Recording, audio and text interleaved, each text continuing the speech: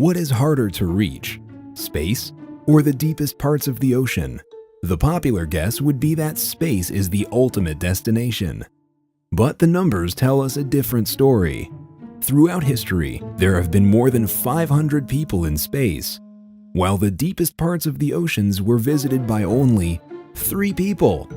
The oceans cover more than 70% of the Earth's surface, and they make up 99% of all the living space of all the creatures on Earth. And yet, only around 5% of the ocean floor has been mapped to this day. As the famous naturalist Sir David Attenborough put it, "We know more about the surface of Mars than we do about the deepest parts of our seas." But as much as we know already, it's obvious that it's something not for the faint-hearted. Before we dive to explore the unknown, press the like and notification buttons and subscribe to our channel so you don't miss any of the upcoming videos. This is the average human. Obviously, a single person in the ocean looks like a dot on a blue canvas, but equipped with scuba diving equipment, an average human can dive down to the depth of 131 feet. And this is the maximum depth allowed for recreational scuba diving. Diving any deeper becomes a serious danger to one's life, because with the pressure getting higher, the risk of decompression sickness intensifies. Not to mention the water getting colder and darker. In 1947, a French scuba diver, Maurice Farguet, tried establishing a safe scuba diving limit. As he dove 393.7 feet, where he engraved his signature onto a rock, moments before he lost his consciousness and died. He was the first person ever to die while scuba diving. Yet, these biological boundaries did not stop Herbert Nitsch from breaking the world's freediving record of 702 feet back in 2007, when he reached this depth with a single breath. This is deeper than the depth which the USS Triton, the submarine which was the first vessel to circumnavigate the Earth back in 1960. At 1,089 feet, we reach another milestone. This is how deep an Egyptian scuba diver, Ahmed Gabr, swam down back in 2014, breaking a Guinness record.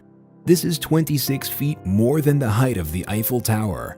From this depth onward, you can start looking around, and the chances are that you might meet a blue whale, the largest animal on Earth.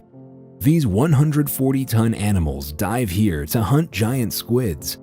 The pressure here is 50 times higher than on the surface, which means that staying alive here is not for humans, as our lungs would get crushed here instantly.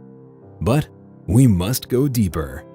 At 2,395 feet, we reach the point of no return for modern nuclear attack submarines. A step further, and their hulls would implode. As we reach 3,280 feet, we enter the midnight zone. It's called this for a reason. Light does not travel any further, and everything else below this point is covered in complete and permanent darkness. At the depth of 3,937 feet, we reach the maximum depth for the white sharks. These 1-ton killers wandering these depths give us a clue about the depth where the infamous extinct megalodon sharks would probably be living today. Just imagine how fun it would be exploring these waters and bumping into one of these prehistoric 59-foot-long, 100-ton beasts. And you could only see them with a flashlight. As we descend deeper into complete darkness, the pressure keeps rising, and at this point, it reaches up to 5,800 pounds per square inch, which means that the life forms that can survive in conditions like this are rather different and scary. And here, it's not the darkness that you should be afraid of, but light. Because in these depths, we enter the territory of creatures that don't look so cozy, such as the anglerfish.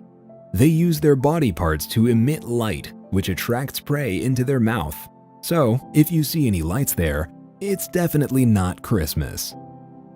Diving deeper, we reach 7,382 feet. This is the maximum diving depth reached by the sperm whales.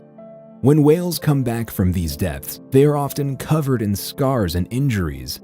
That's because at depths like this, they meet and fight with the monstrous colossal squids. These squids weigh around half a ton and grow up to 16 feet, while the sperm whales themselves reach up to 39 feet and weigh up to 57 tons.